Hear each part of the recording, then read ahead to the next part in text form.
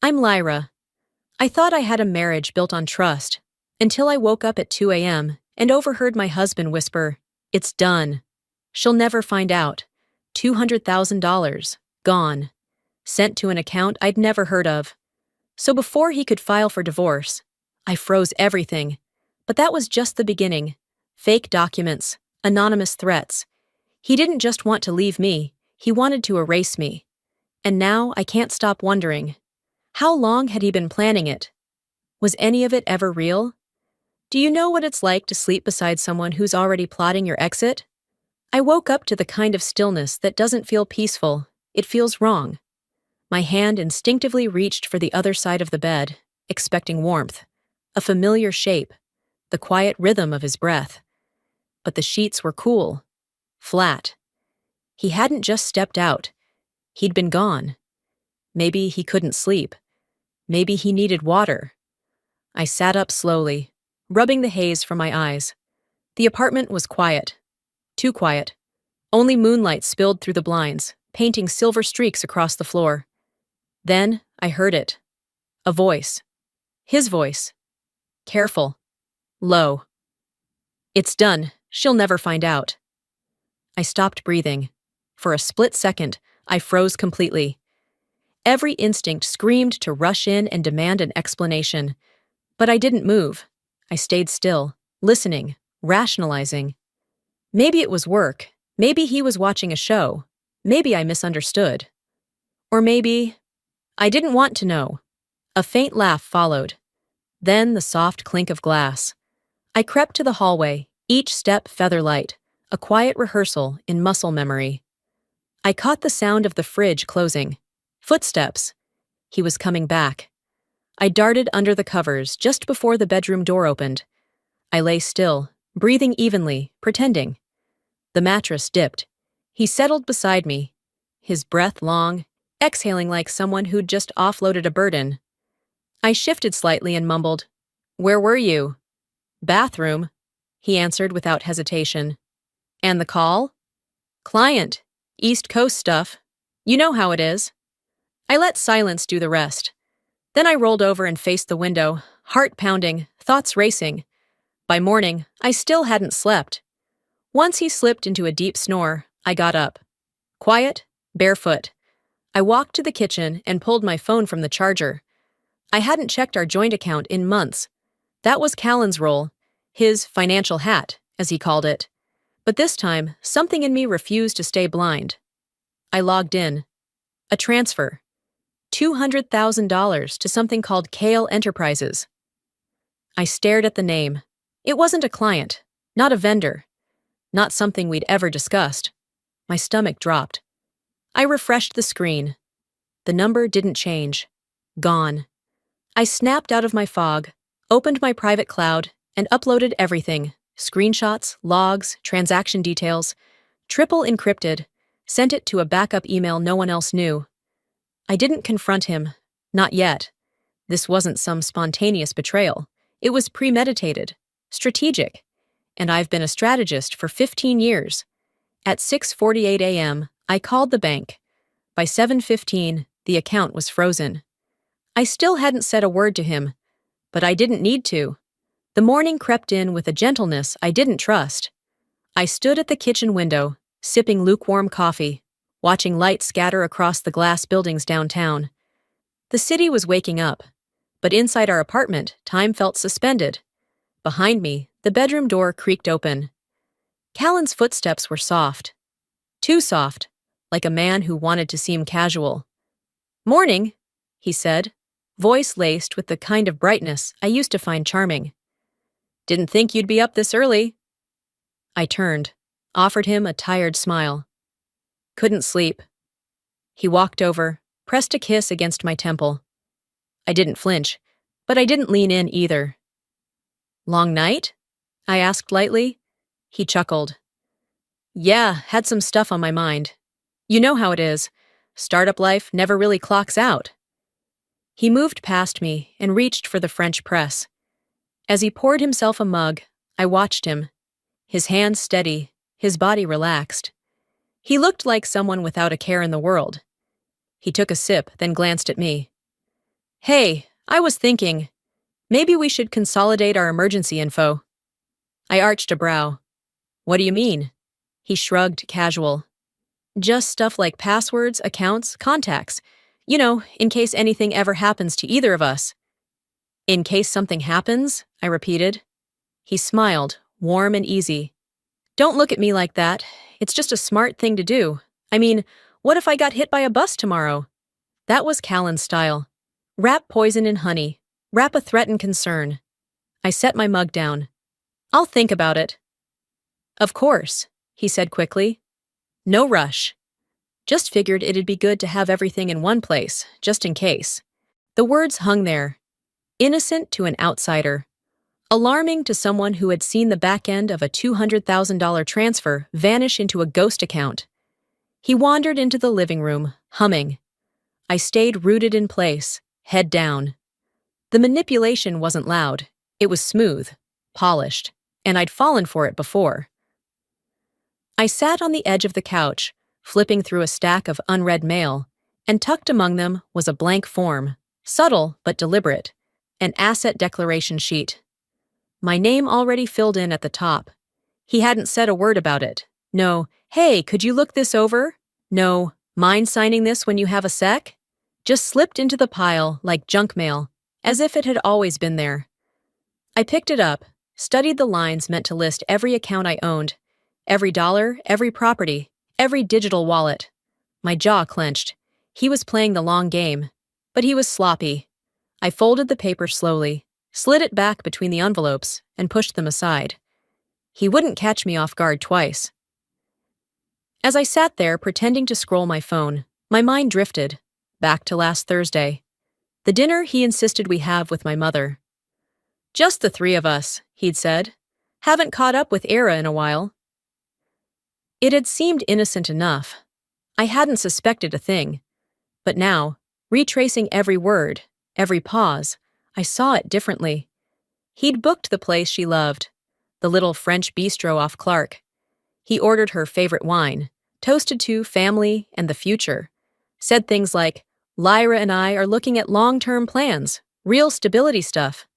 And I had smiled, played along. My mother had teared up halfway through her creme brulee.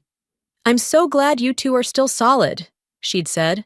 In today's world, real marriages are rare. Callan reached for my hand then, squeezing it just enough to make me believe he meant it. It wasn't love, it was theater. He was rehearsing the lines for an audience. Looking back, I realized he had never mentioned us in that dinner.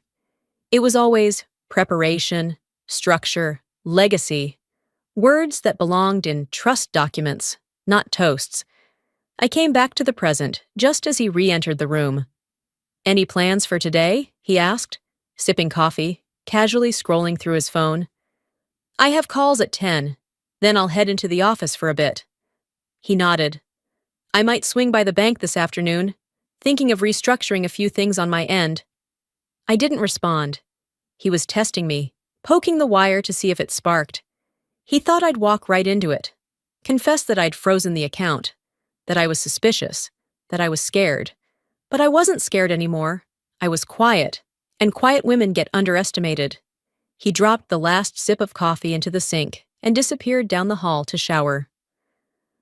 I waited until the water started running, then pulled the document out of the mail pile and stared at it one more time. There was a time I would have signed this without blinking, trusted that whatever Callan put in front of me was safe. That time had passed. I tore the form in half, then again and again, until it was nothing but confetti in the trash can. You want to play games, Callan? You just sat across from your new opponent. 2 mornings later, I found the folder.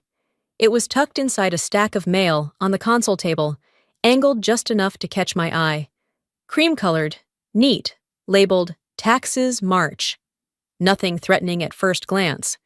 I carried it to the kitchen, sat down with a glass of water, and flipped it open. There were receipts, summaries, and then a document I'd seen before, but not like this.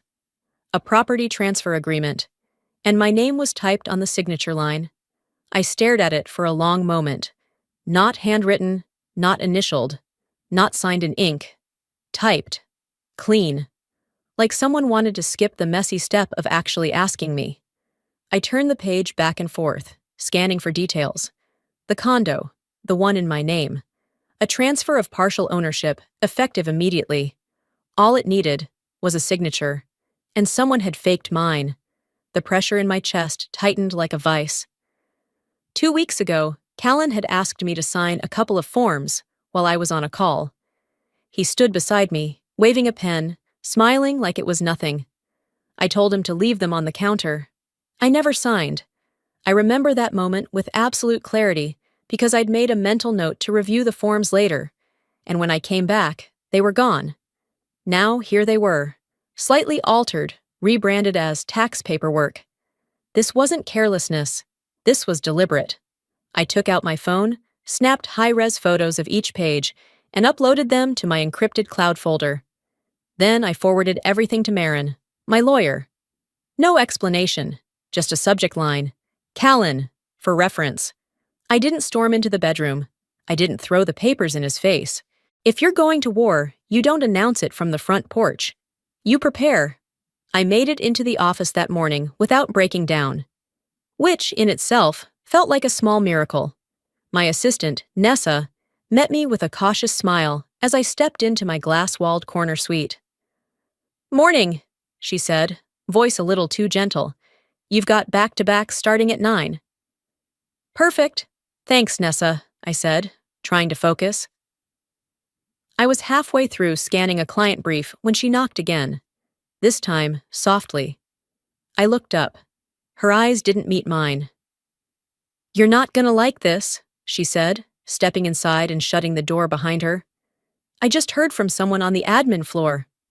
I straightened. "Heard what?" "Someone forwarded an email, anonymous sender. It's about you." My heart didn't race.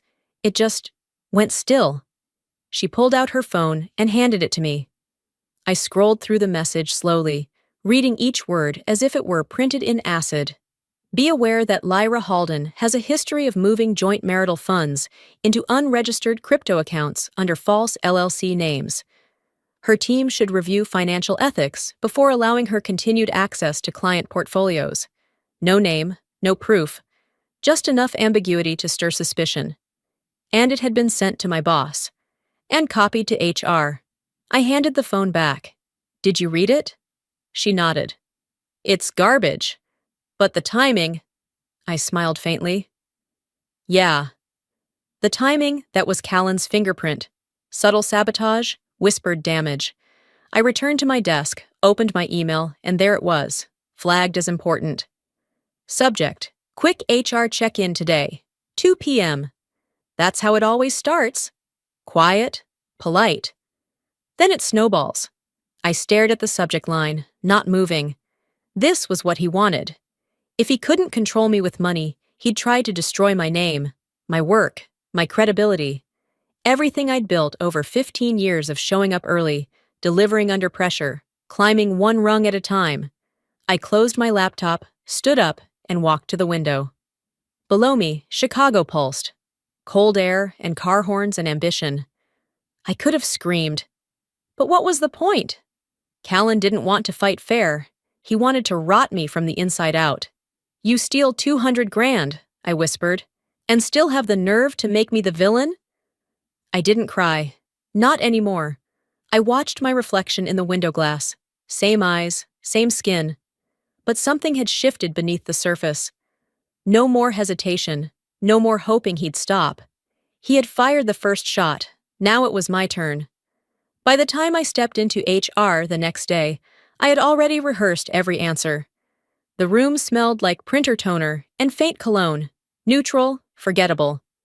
My manager, Devin, sat with a polite expression that didn't reach his eyes. "We just wanted to check in," he said. "There's been a message circulating. Nothing formal, of course. But we need to make sure everything's clean on your end. You understand." I nodded once. "Of course." He used words like protocol and standard inquiry, but the implication was clear. I was a liability until proven otherwise. I didn't flinch. I answered their questions, offered to supply any records they needed, and when it was over, I walked out with my head held high, but my fists were clenched so tightly inside my coat pockets that my nails left half moons on my palms. This wasn't fear anymore. It was something colder, more exact. Back at the apartment, the silence greeted me like an unwanted guest, the kind that sits too close and smells like old secrets. I dropped my keys in the dish and froze. Callan was already home. He sat at the kitchen island, calm, composed, drinking mineral water like it was scotch. "We need to talk," he said, barely looking up. I didn't respond. I hung up my coat, walked into the kitchen, and saw the folder in front of him. Cream-colored. My stomach sank. He slid it toward me with 2 fingers. Inside, petition for divorce. Filed that morning. He was asking for 50% of our shared assets and spousal support. I blinked. "Is this a joke?" He didn't smile. "We've grown apart, Lyra." I stared at him, searching his face for any trace of decency, but there was nothing. Just that corporate calm he wore when firing someone at a board meeting. "You stole from me," I said flatly, "then slandered me at work, and now you're suing me?" "I didn't slander anyone," he replied. "People talk. I can't control that." "Don't lie to me, Callan," I snapped. "Not now." He leaned back on the stool, completely unfazed. "You've been erratic, secretive. I thought maybe this was the cleanest way forward." "You thought," I echoed. "You always think, you calculate, but you forgot one thing." He raised an eyebrow. "Oh?" I stepped closer, dropped the folder on the counter like it burned. "I know everything." His expression didn't change, but the glass in his hand stopped halfway to his lips. "I know about Kale Enterprises. I know the signature you faked. I know about the email to my boss. I even know that you made it look like a crypto fraud, because that's exactly what you would believe a woman like me would fall for." Callan didn't answer right away. His jaw twitched, and then that familiar hollow smirk returned. "You don't want to do this, Lyra." My voice dropped to a calm I barely recognized as mine. "Is that a threat?" He shook his head slowly, voice low.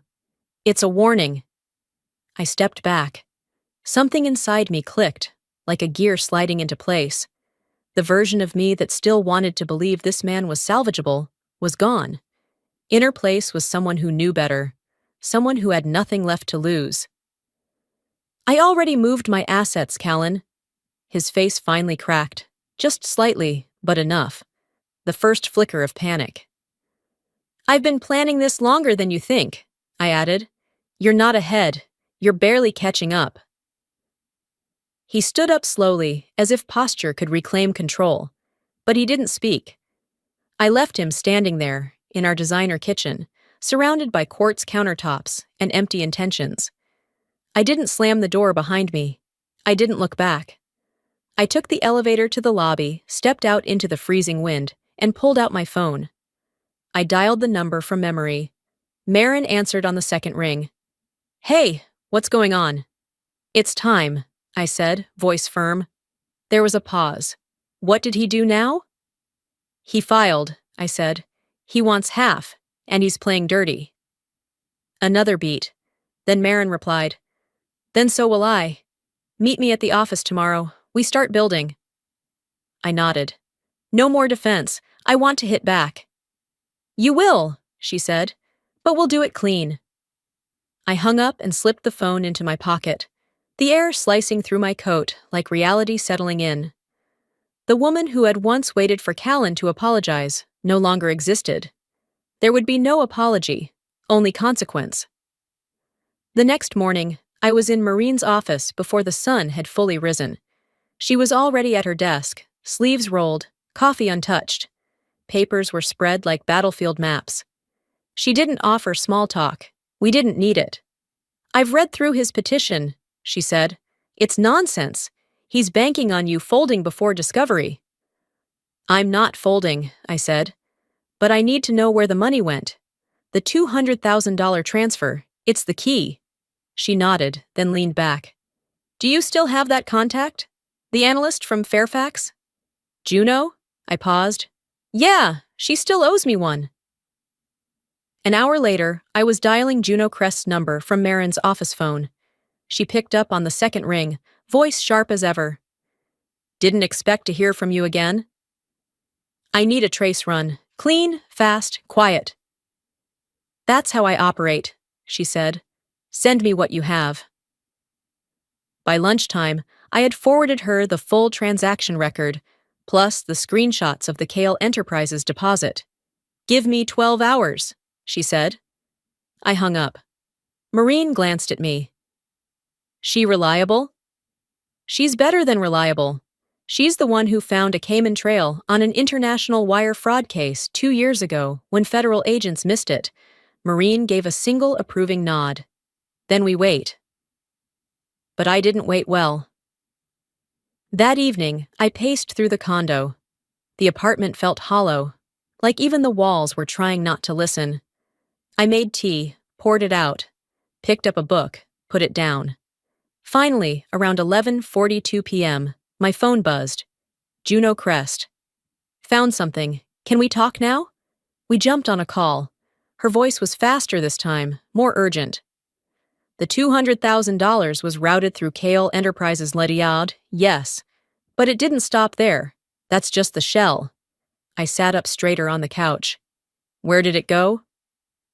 4 more transfers. Belize, then Zurich. All bouncing through shelf companies. But here's the kicker. 3 of the shell names tie back to one woman. She paused. Saris Kale. The name hit me like cold air against bare skin. Who is she? Used to run fraud rings. She's been flagged on financial watch lists for years.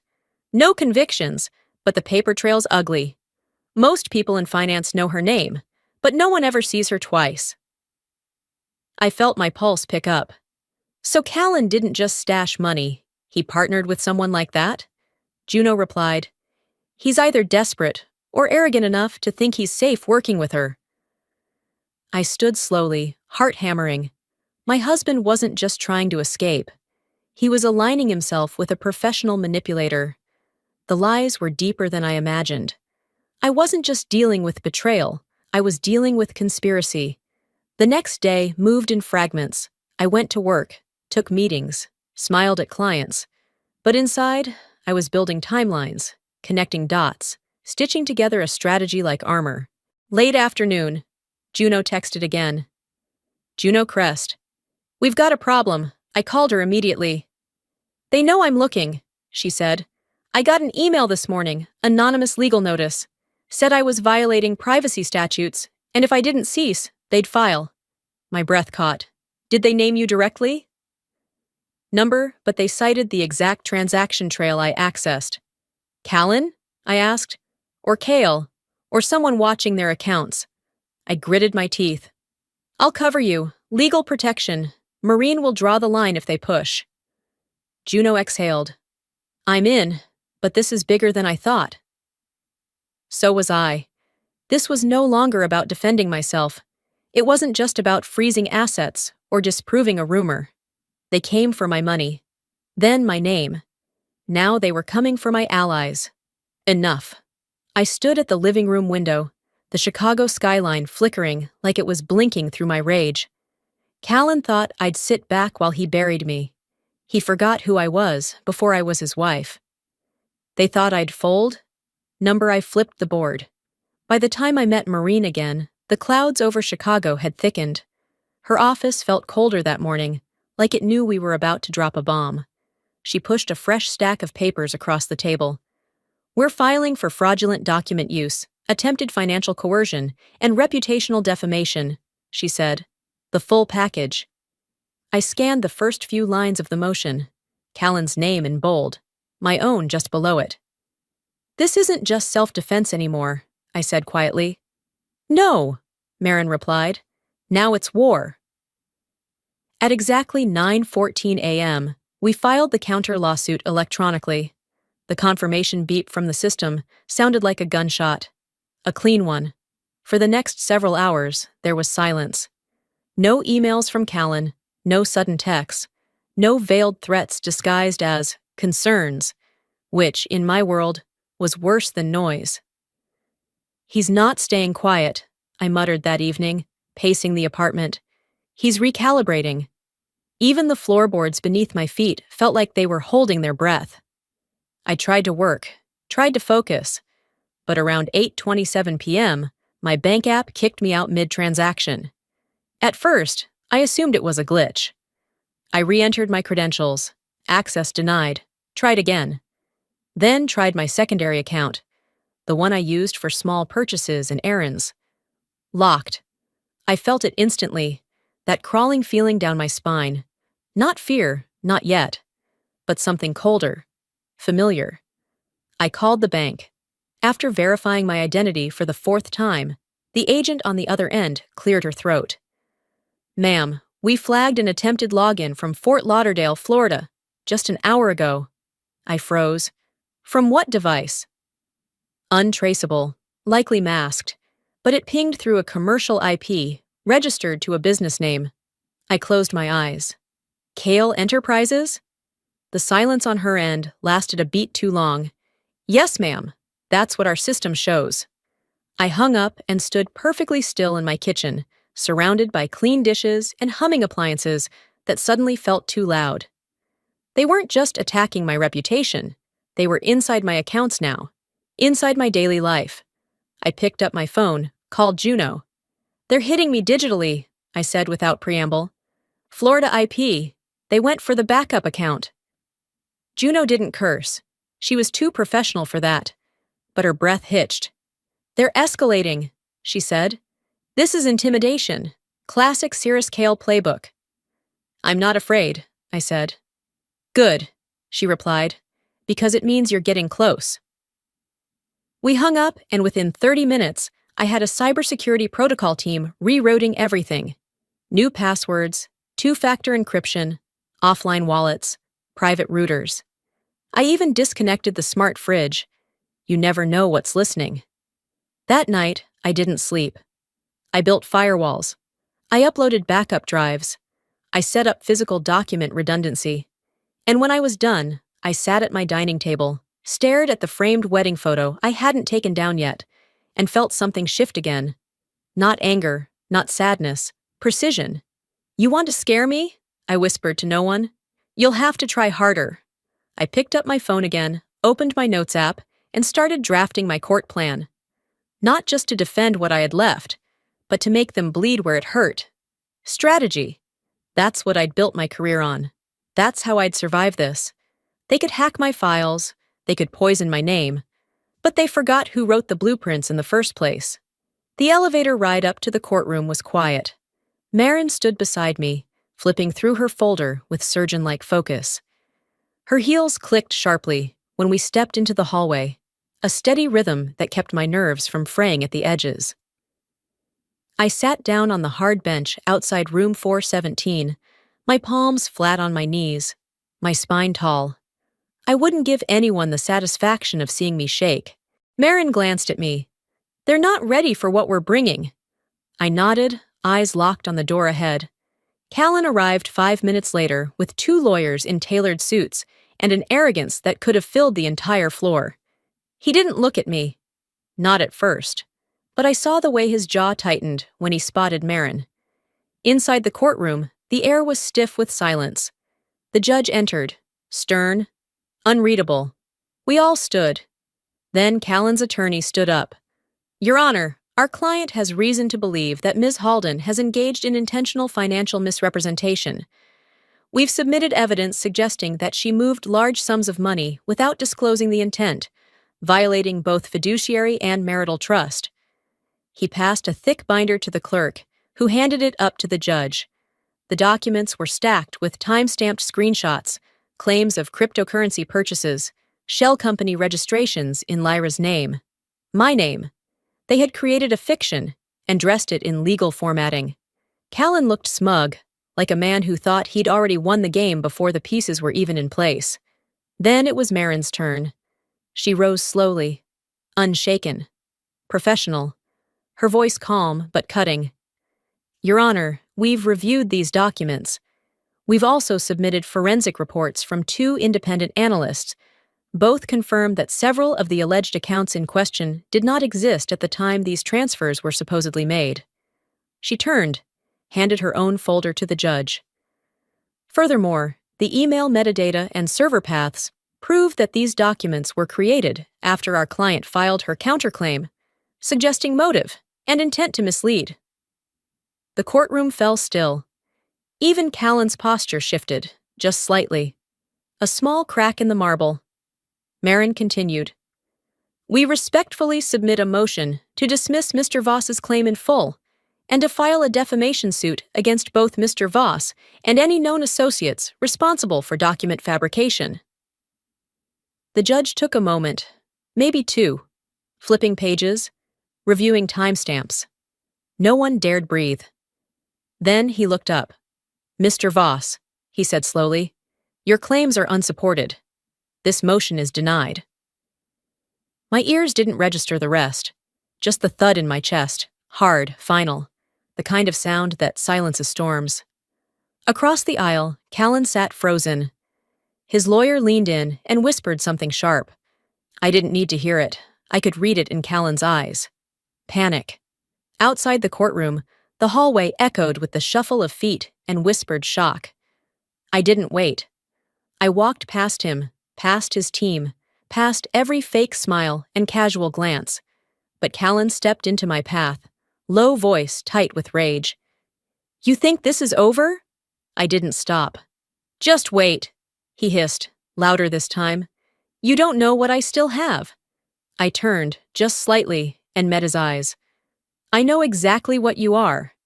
That was enough. He didn't speak again. He just watched me walk away, like a man watching the fuse burn, still convinced it wouldn't reach the dynamite. But it would. It was Juno who cracked the final code. She called just after 7 a.m., voice flat with disbelief. Lyra, the metadata, it's worse than we thought. I paused mid-step on my way to the kitchen. How bad? The files Callan submitted? The ones Cirrus prepared? Yeah? They were created 4 days after he filed the initial claim. He backdated them, deliberately. I didn't respond right away. Just let her words settle into place like puzzle pieces clicking in reverse. Juno added, It's clean. Undeniable. It's over if the judge sees this. I didn't need coffee anymore.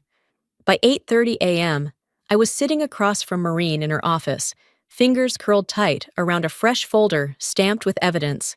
She glanced over the documents, lips pressed together. This is it. This ends it. The motion we filed that afternoon included everything: perjury, falsification of legal documents, conspiracy to defraud marital assets. Cirrus Kale was named as co-defendant for knowingly assisting and providing fraudulent documents. Juno's forensic breakdown attached at the end was bulletproof. Charts, timestamps, verification trails. Everything pointed to a carefully orchestrated digital lie. We submitted it just before closing hours. The final hearing was set for the next morning. It rained that day. Chicago's sky had a way of syncing itself with your heartbeat, and mine thundered steady and heavy as I walked into the courtroom. Callan was already there.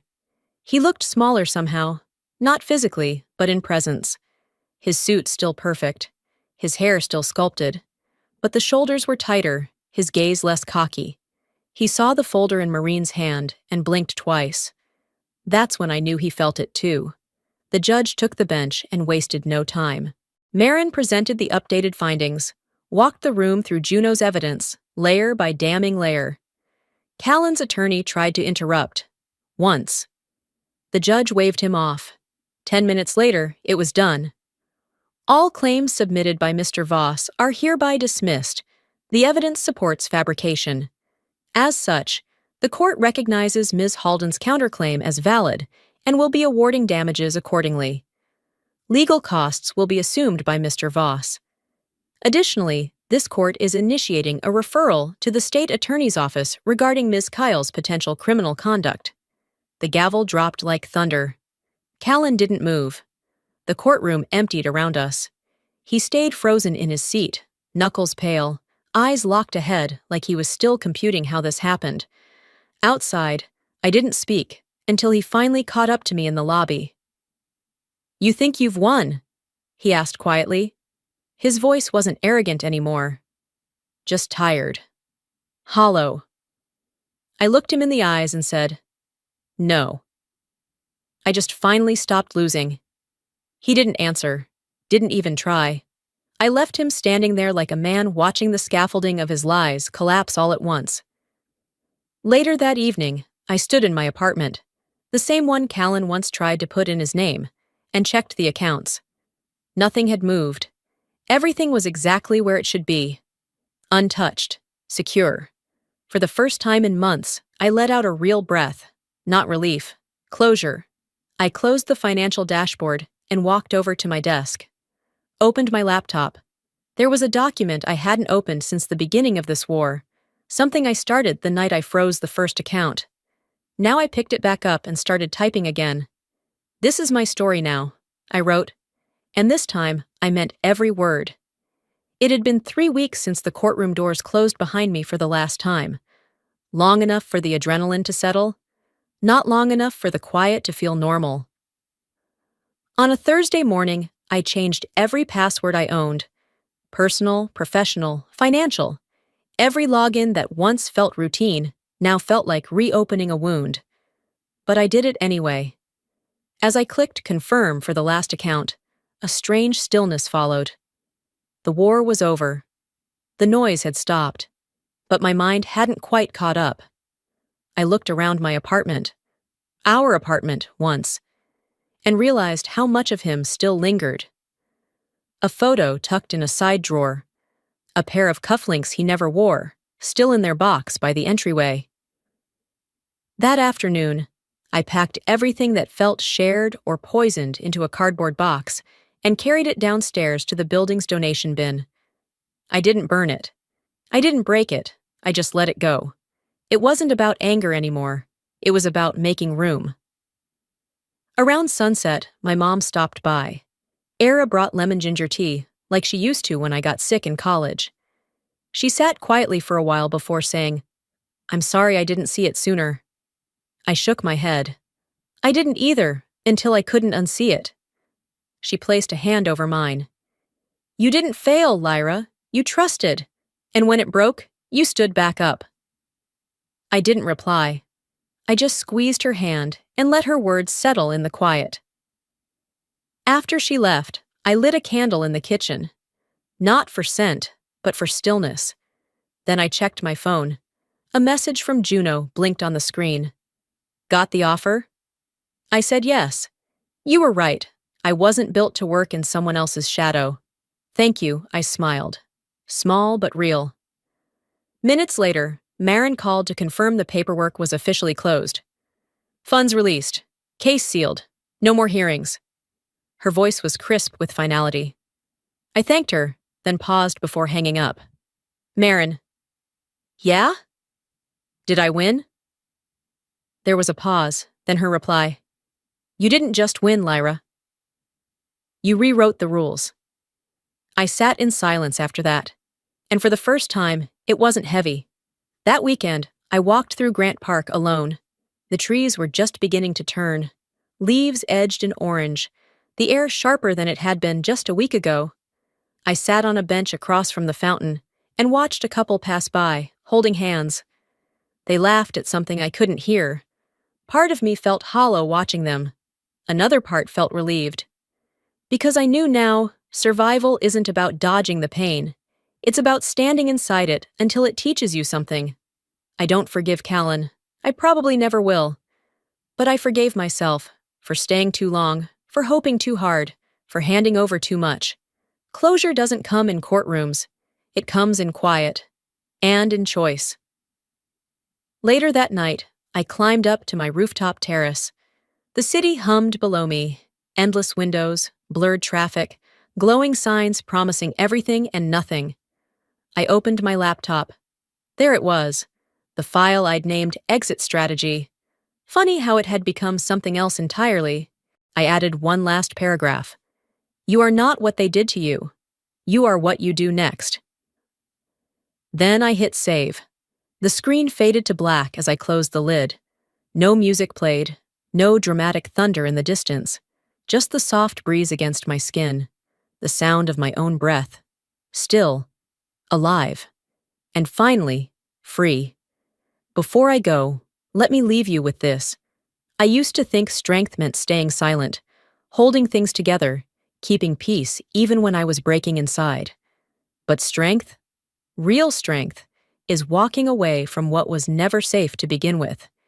If you're watching this and you've ever been lied to, used, silenced, or made to question your own worth, I see you. You're not alone. And more importantly, you're not broken. You are not your past. You are your next decision. You get to rebuild. You get to set the rules. And you don't owe anyone an explanation for choosing peace over performance. For me, the most powerful move wasn't revenge. It was reclaiming my voice. So let me ask you, what would you do if you stopped waiting for someone to change and started becoming who you were always meant to be? Let's talk about it. Drop a comment below and tell me, have you ever had to walk away from something that nearly cost you? Or maybe you're still in it and just needed a sign. Maybe this is it.